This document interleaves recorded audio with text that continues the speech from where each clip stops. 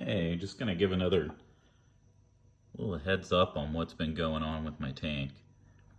So in the last video I posted, I'd been talking about dosing this vibrant to get rid of this bubble algae, and how's that going? Well, I would say really well. It's still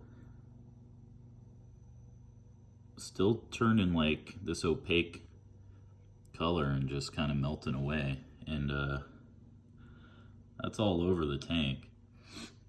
On top of that, this kind of green, sometimes red hair algae that I have in here, it's just been dying off. I mean, you can see on the sand bed, it's just all over the place. It's just like falling off. And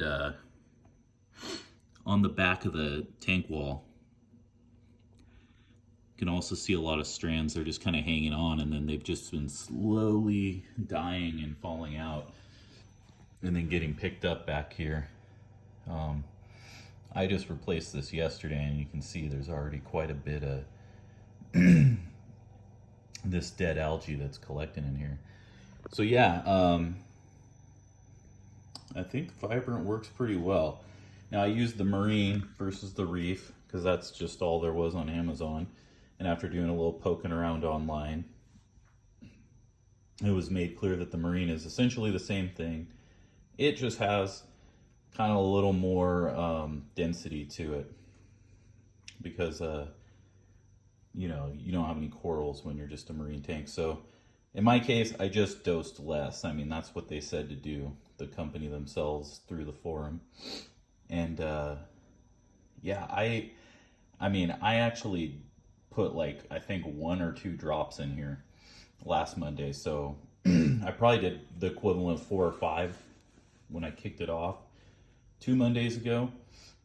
Last Monday did 2 drops, and yeah, it's just doing its job. I mean, my snails are definitely getting in here, kind of cleaning up the rock work or helping. I just have 2 of them. There's a good amount of green hair algae that's kind of collecting over here on this wall, but this one back here that seems to get a lot of the flow pushing against it. I mean, the hairs are just falling off, and that's I'm going to attribute that to the Vibrant. Now, I've also been aggressively water changing. I've probably done 2-ish gallons a week, and this tank, I would say, with rockwork, everything else in here, at best it has about 10 gallons. So that's a pretty good water change, like a 20%. And I've been keeping up on that. And I think I've also been doing a little less feeding for this guy here. Call him Bulldog. He's my Fiji Devil.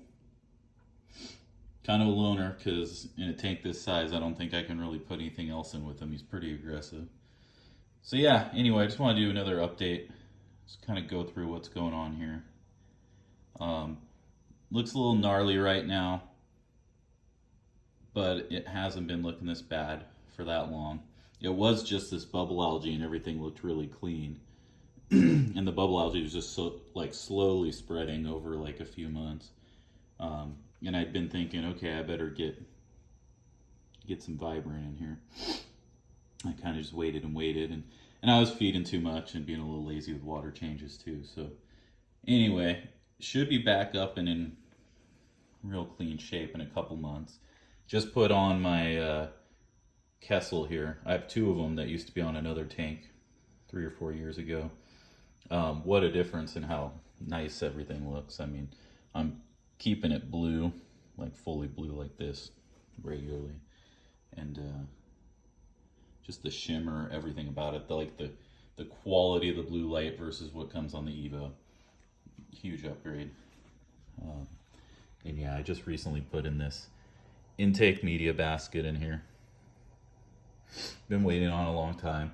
Part of all this was I just finally figured out I need to get that hood off. I live in a very hot climate. We've been having 105, 108 degree days, and by taking the hood off the top, I'm now seeing the temperature stay right where I have it set, which is 78 degrees.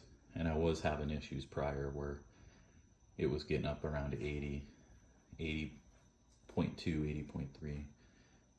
So yeah, this is turned into a much longer update than I was expecting, but if you made it this far, thanks for sticking by. If you enjoyed the video or have any questions or comments, feel free to interact through the normal means here on YouTube. And that's it for me. Take care.